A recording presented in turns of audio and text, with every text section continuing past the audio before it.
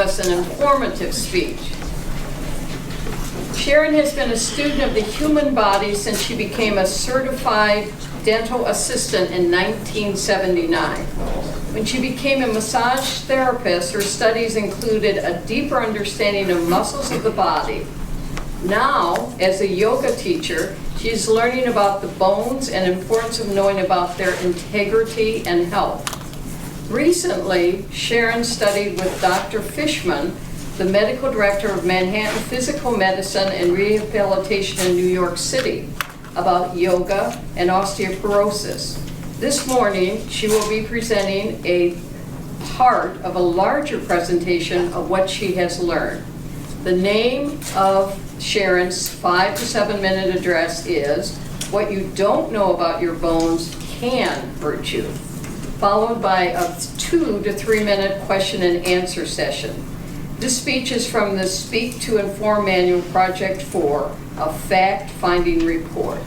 Please join me in welcoming Sharon.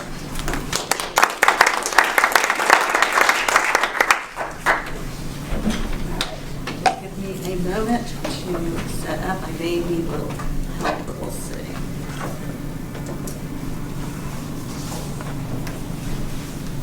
Oh, yay, it works. Okay. Do you want the lights on? Huh? The lights? No. Can everybody see? Can everybody see well? Yeah. There's nothing up here, but we won't worry about that. Okay. Oh, it's not on my okay. All right. Good morning. Thank you, Anita. I know that was a long intro, but that helped me get to my speech a little faster. So, what you don't know about your bones can hurt you. And I was, as she said, I was studying with Dr. Fishman about bones and osteoporosis. And I want to preface right now, I'm not a doctor. I'm not any kind of medical physician. But in my studies with anatomy and physiology, I have come to understand a little bit more about this bones. And I'm so going to share with you what I've learned. So I wish that was bigger. I'm sorry. So first, how do bones grow? When we were in the utero, our bones were growing, but they were cartilage. And everybody can kind of feel that right now by taking their nose and wiggling it. This is cartilage. This is a bone, but it's very pliable and malleable. But anybody who's broken their nose knows that you can break this bone, but it takes a lot of force to break it. So when we were babies, we had to go through a very small little hole to get out, but we still so the bones were able to move and crunch, but not break into our organs or crush our skull. And then we popped out and kind of were big again. And as soon as we came out of the womb, our bones started to calcify, but not quickly, but they were also growing at the same time. And we needed them to be pliable because as you got up and you'd sit up as a baby and lift your head and start forming the spine, and then you'd get up and walk, and another curve would happen. And so we needed the bones to be able to move to get into the spine, the shape of the spine it is right now. And then once that happened, they needed to start calcifying so that we could have stability and protection of our head and of our chest. And then when we hit around 15 and 16, we hit puberty, and our hormones go into full action, and that actually started the process of our bones really lengthening and really calcifying. And then by the time you are 30, you're cooked. Your bones are the way they're going to be for the rest of your life, at least in the thickest it's going to be and the most dense it's going to be. So you want to make sure that your bones are healthy. I'm going to stay on track here. So how does that happen? There's a little bit of a physiology here. When there's these things called, and you can't really see it, wish I had a bigger, osteoblast. They're the cells in your body, in your bones, that actually make bone cell. And it happens when your muscles are pulled away from your bone, and that's why, the more active you are, you have bone growth. And then there's these things called osteoclasts that are like the janitors of the bone, and they clean up the bone. And when you are growing, there's lots of bone being built, and the janitor is keeping all the dead bone cleaned out. But when you hit 30, your bone growth stops. It doesn't completely stop, but it slows down to where whenever you're stretching, whenever you're doing exercise, it's constantly replacing bone, but not at the rate it was when you were growing and in puberty. But those little sweet osteoclasts are cleaning up just the same amount as they were at the same time. So you can see how, depending on genetics, health, all kinds of other things that I'll talk about in my next presentation, that your bones start having a deficit and thinning. So what is it? So let me go to the next slide. So according to the foundation, the International Osteoporosis Foundation, which is really kind of a clearinghouse for anything you'd ever want to know about osteoporosis, but you can, I know all these other facts are all over the place, but I found this one place, facts in one place. Osteoporosis is osteobone, porosis, porous. But what it actually is a condition that your bones are thinner, become thin, because you're building less bone, but cleaning just as much.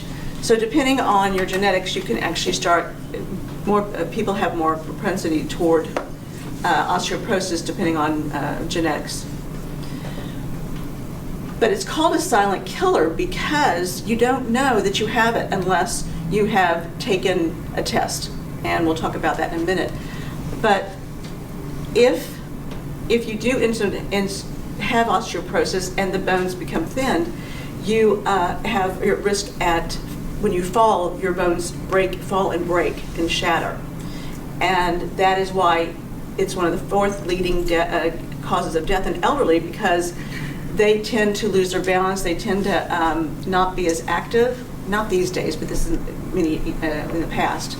I think it's less these days, but it still is a very deadly thing, because once they fall, it causes complications due to the fall. I had an uncle who, in his 80s, fell and ended up dying from liver failure because they didn't realize his rib had punctured his rib. It had broken and punctured his rib, and they didn't realize it till when his liver started failing. That's when they realized it was from the fall. So that one's doing strange things. So it can be very deadly to the elderly. It can be deadly to a young person too, depending on their health. So how do you know you got osteoporosis? There's two ways of knowing right now. There's a third being processed. One is a very invasive and very painful thing, is they actually take a piece of bone out of your bone, and they do the same thing they do with an x-ray. And the bone on the thicker bone on the left is a 30-year-old bone. They take your bones and they compare it to a 30-year-old, because at 30 years old, your bone is going to be as thick and dense as it ever will be. And the one on the right is someone who's got osteoporosis, and you can't really see, but the one on the left is a really thick lacing.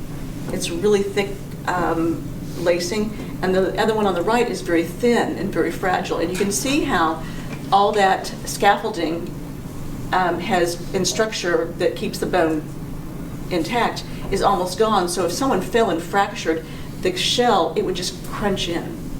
And then you've got problems with replacing the bone or whatever's going on. So it's always good to know your T-score.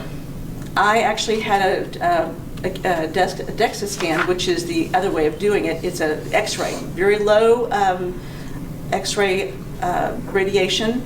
They do it on your neck and they do it on your femur hip, and then they compare it to a 30-year-old. And it's a T-score. And so anything in the green, -1 to above, means that you have beautiful, healthy bone density. Anything under -1 to -2.5 means that you're getting there, your bones are thinning. It's called osteopenia. And anything less than 2.5, you are in full osteoporosis. So I implore you, I beseech you, I ask you, if you haven't gotten a DEXA scan, you should get one. And like I did, I called and found out what my score was, and I found out that my neck is getting close to osteopenia. So I need to do something, and we'll talk about that next time, because what you don't know about your bones can hurt you. So now I'd like to, I'll just close this up, get rid of this. I'd like to ask the timer to give me 2 minutes, because this is part of the thing I'm doing, and hopefully I can take 1 or 2 questions. Are there any questions that I can try to answer? And if not, I will find the answer for you, get back to you. Are bones most dense at the age of 30 for males and females? Both. Both, okay. Yeah. Yeah, same for everybody. Sorry for the short answer, but yeah. Yeah, yes it is. Sorry if I missed it. How do they actually do the test, the DEX scoring? It's an X-ray, and they take it. The X-ray kind of takes the picture of what the scaffolding looks inside, and then they basically take it and compare it to that 30-year-old bone, and then they go by how much bone is missing.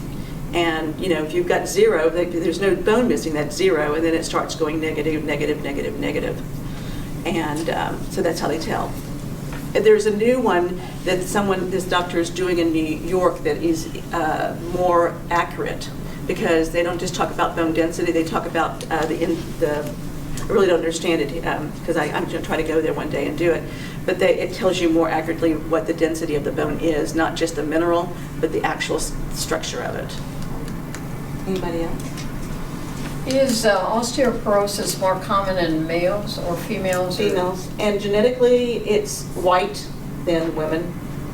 Women have more, because of our estrogen issue, because a lot of it has to do with estrogen and testosterone, and the hormonal buildup of it. We lose our estrogen as we get older, and that causes less bone growth. And again, those osteoclasts are still cleaning just as well as they were before. So women, white women, thin women are at more risk. About the first way to test that you mentioned, taking out a bone. Yeah, they like a biopsy of your bone. They take out Like, do they shave it, or? I think they go and take out a piece. Like they go in and pull out a piece, and then I don't know. John might know a little bit more about that because he, Yeah. They core. Yeah, like an apple core. It Yeah. looks like an apple core, and they give you a local, and they punch it in there and take out a piece. But no doubt it's painful. So yeah, and the DEX is pretty accurate, but not as painful. No pain. Anybody else? Thank you. Oh, What age do you start doing the DEXs? I did my first one, I think, at 40. But I feel that the sooner the better. But as a baseline. But I think they sometimes don't even know. My husband's never had one, so I'm gonna get off the stage. But thank you very much.